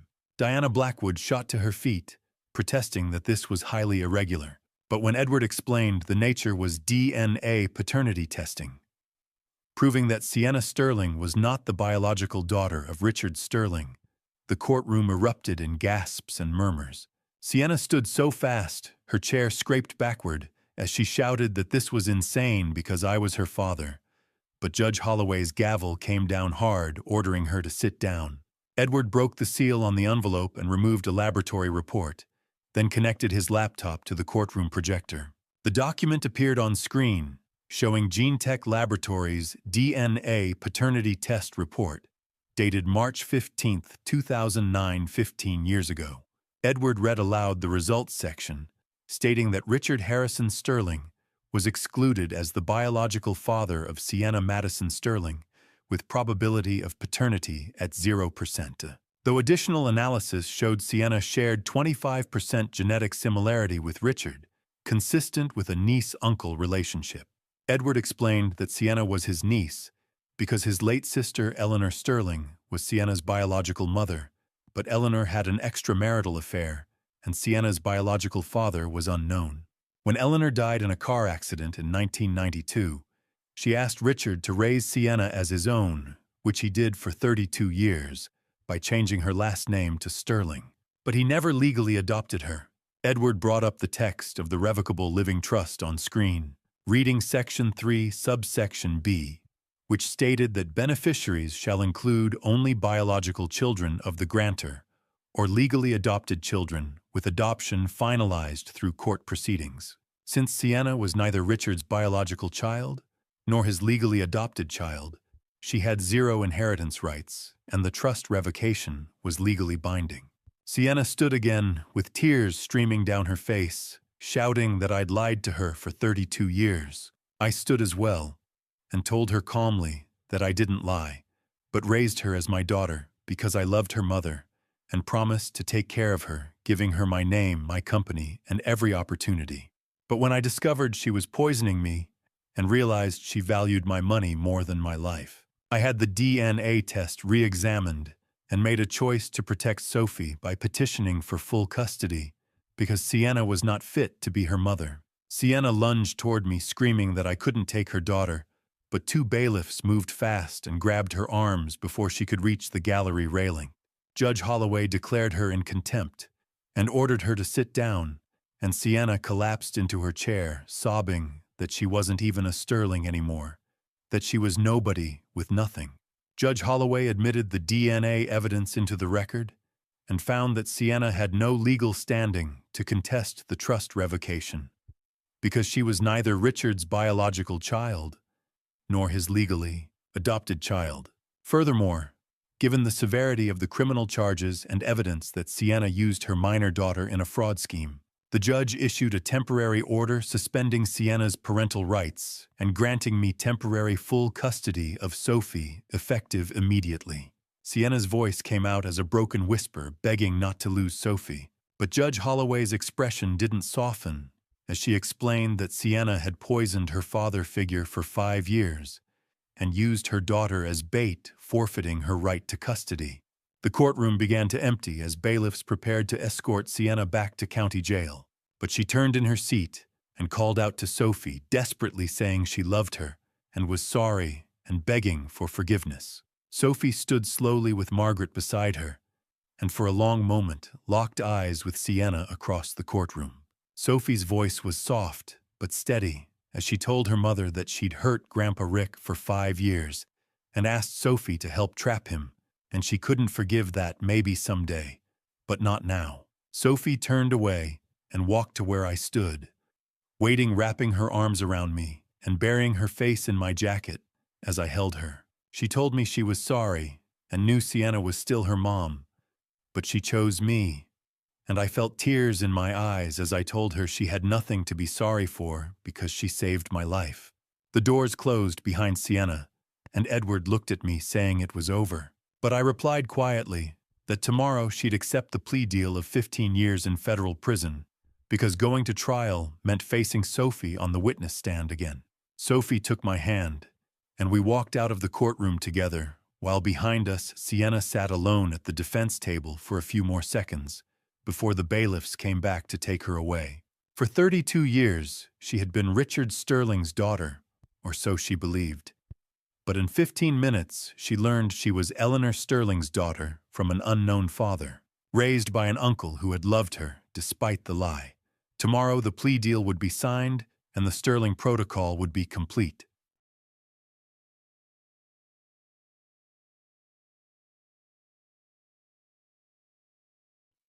30 days after the DNA revelation shattered Sienna's identity in open court, she stood before Judge Holloway in an orange jumpsuit and prepared to accept 15 years in federal prison. The alternative was going to trial, which meant facing Sophie's testimony again and hearing her daughter read from that diary while a jury watched, and Sienna couldn't survive that. On the 28th day after the hearing, she had finally whispered the words that ended it all, telling Diana Blackwood she couldn't let Sophie testify at trial and couldn't see her on that stand again reading from that diary, so she'd take the 15 years. The plea negotiations had unfolded over those 30 days, with each defendant calculating their odds and choosing survival over defiance. Dr. Martin Keene had been the first to fold on the 10th day, accepting 8 years in federal prison for medical fraud and conspiracy, along with permanent revocation of his medical license. Bradley Vaughn had tried to negotiate down to 8 years, but the prosecutors refused to budge, and on the 15th day, he accepted 12 years for wire fraud embezzlement and accessory to elder abuse, along with full restitution of $8 million from his frozen offshore accounts. Sienna's plea came last on the 28th day, after Diana laid out the stark math: accept 15 years, or go to trial and face 20 to 25, with 99% conviction rate.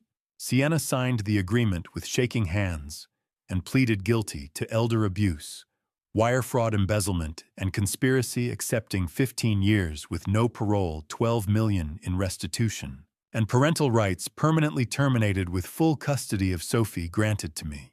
The sentencing hearing convened on the 37th day since the arrest, with the courtroom packed again. Judge Holloway announced she would hear victim impact statements before imposing sentences, and I stood and walked to the podium with my voice composed and steady. I explained that 32 years ago, I made a promise to my dying sister to raise her daughter as my own, and I kept that promise by giving Sienna my name, my company, my fortune, and my unconditional love. The evidence presented to this court speaks for itself: 5 years of systematic harm designed not to kill, but to control. I told the judge that medical experts said I'd recover physically, but some damage can't be undone. For 5 years, I believed I was losing my mind, becoming a burden. But the worst part wasn't what she did to me. It was what she did to Sophie, forcing an 11-year-old to become a witness against her own mother. Sophie stood next and walked to the podium holding a piece of paper with her handwriting covering both sides. Her voice was soft but steady as she explained that for 6 months she watched her mom poison her grandpa every morning, and though she didn't know what the powder was at first, she knew it was wrong because her mom was hiding it. She started writing everything down in her diary, taking pictures and recording videos, because she loved her grandpa more than she was scared of her mom. When she told me what she saw, I didn't get mad, but hugged her and said she was brave, asking her to keep documenting so we could stop her mom from hurting me. She felt bad because Sienna was her mom, but her mom had hurt me for 5 years and asked Sophie to help trap me, and Sophie couldn't let that happen. She loved me because I was the only person who really listened to her, read to her, helped with homework, and made her feel safe while her mom was always too busy with work or her boyfriend. She didn't want her mom to go to prison forever, but didn't want to live with her anymore, wanting instead to live with me. Judge Holloway imposed sentences starting with Dr. Keene receiving 8 years with permanent license revocation and $75,000 in restitution. Then Bradley Vaughn receiving 12 years with $8 million in restitution. Turning to Sienna, the judge called this the most egregious elder abuse case she'd seen in 20 years, noting that the DNA evidence proved Sienna was not my biological daughter, but my niece. Yet I had chosen to raise her as my own, an act of love repaid with betrayal. Judge Holloway sentenced Sienna to 15 years in federal prison with no parole eligibility. $12 million in restitution, parental rights permanently terminated, and custody of Sophie granted to me. The gavel struck, and the bailiffs moved to escort the defendants out. Sienna turned in her seat with hands cuffed in front of her and looked at me across the courtroom, her voice broken and desperate, as she said she'd given me 30 years of her life. I stood and met her eyes without flinching, telling her she'd spent 5 of them poisoning mine, and that she'd had everything, including a family fortune company and daughter who loved her. But it wasn't enough, because she wanted more, and in trying to take everything, she lost everything. When she whispered that she was sorry, I told her she was sorry she got caught, and there was a difference. Then said goodbye. I turned and walked toward the exit with Sophie's hand in mine without looking back, as Sienna's voice rose in a desperate plea, asking if I would tell Sophie she loved her. I stopped at the doorway, but didn't turn around, telling her that Sophie already knew she loved her. But what Sophie didn't know was why that wasn't enough to stop her from hurting me. And maybe in 15 years, she could explain it to Sophie herself. We walked out of the courtroom together with the last sound being Sienna sobbing as the bailiffs led her away. The doors closed, and the sound cut off. And outside the courthouse, we walked past the media cameras toward the car, waiting at the curb, while the prison transport van pulled away, carrying Sienna Sterling, who looked out the barred window at the San Francisco skyline, knowing that in 15 years she'd be 50, Sophie would be 26, I would be 77. And by then, the Sterling name I had given her out of love would be nothing but a memory of a woman who confused wealth with worth and lost both. 10 days after the sentencing, I stood on the deck of the Navigator, a yacht I'd purchased years ago for moments exactly like this, and watched Sophie paint a sunset she'd never seen before. We were anchored off Sapphire Cay, a private island in the Caribbean, where the water was turquoise and the sand was white, and the only sounds were waves and seabirds. The yacht was 150 feet of teak and mahogany, but what mattered most was that it was far from San Francisco, far from courtrooms and federal prisons and poisoned coffee. Sophie sat cross-legged on the deck, with a watercolor set I'd given her for her birthday, her tongue sticking out in concentration as she tried to capture the way the light turned gold at the horizon. She wore a sundress and no shoes, looking like what she was, an 11-year-old girl who had been through too much and was finally learning how to be a child again. She looked up from mixing red and orange on her palette, asking if the color was right for the sky because it looked too pink. I knelt beside her and told her it was perfect, because sunsets don't have a right color, they're different every night, and that's what makes them special. When she asked if they were like people, I smiled and said exactly like people. Dinner was served just after 7 o'clock, with grilled fish caught that morning, rice, vegetables, and mango slices that Sophie devoured. We ate in comfortable silence until Sophie put down her fork and looked at me with the expression she always wore when working up courage to ask something difficult. She wanted to know why her mom did it, why she poisoned me. I took a breath and reminded her about the night at the Apex, when I gave her mom the $100 bill that was actually worth $18,000, explaining that her mom didn't see the value and only saw the number printed on it. That's how she saw me too, looking at an old man who was slowing down and getting in her way, rather than the person who raised her and loved her and gave her everything. She only saw an obstacle between her and money, confusing wealth with worth, and thinking money would make her happy when real wealth is having people who love you and would risk everything to save you. Like Sophie documenting everything in her diary to save my life. Sophie's voice became small as she asked if she was going to be like her mom, worried that kids turn out like their parents. I knelt in front of her and took her hands, telling her she was nothing like her mother because when she was 10 years old, she had a choice between protecting her mother by staying quiet or protecting me by documenting evidence and telling the truth. She chose love over fear and truth over comfort, while her mother made the opposite choice every single day for 5 years. Real value isn't in what you own, but in who you love and who loves you back.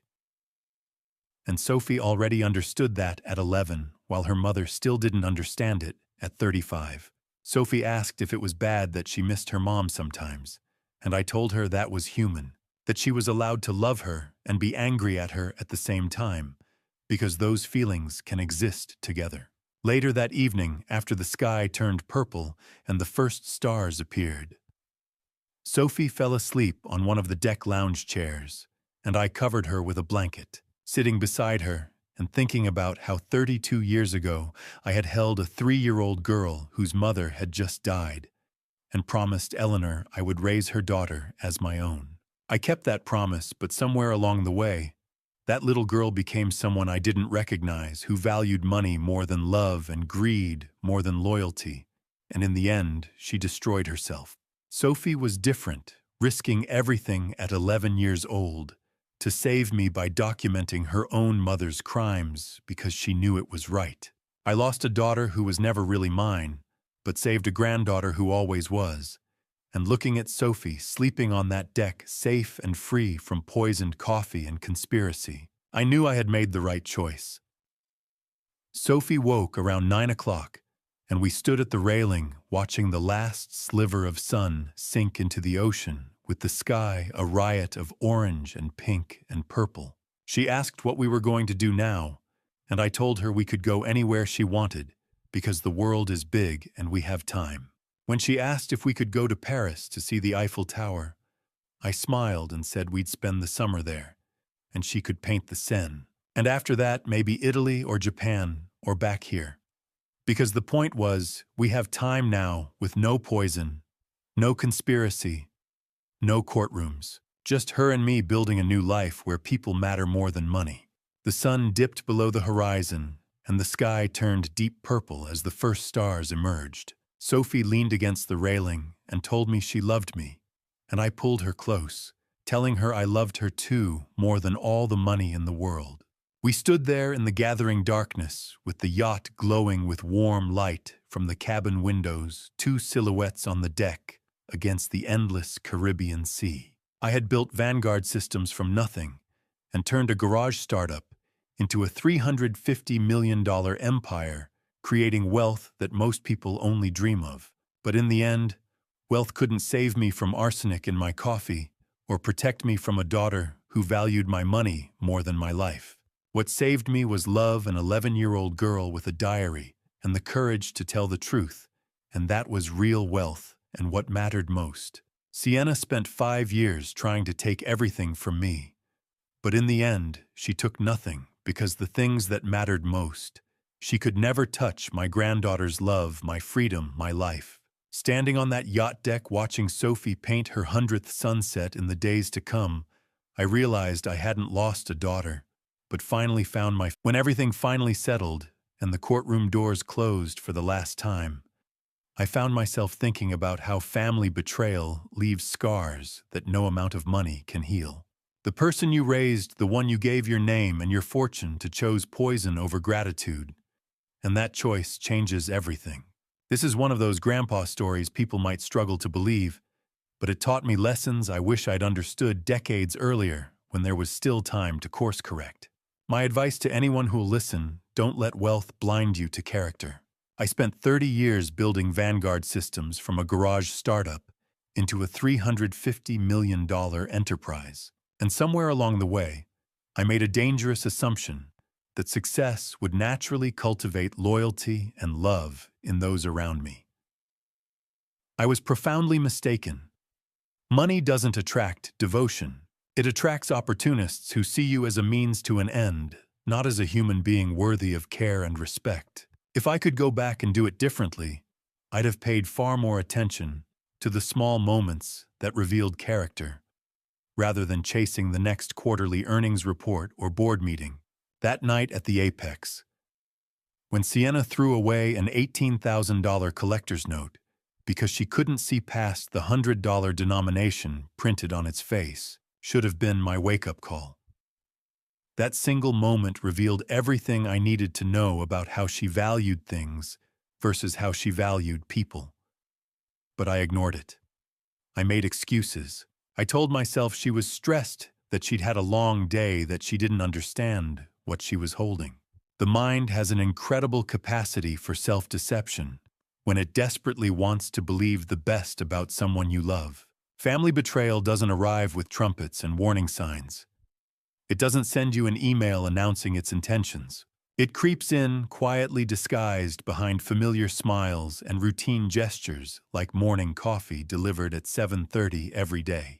In my case, it manifested as arsenic trioxide dissolved into my favorite blue mug 5 to 10 milligrams at a time, calculated not to kill me outright, but to make me appear confused and incompetent.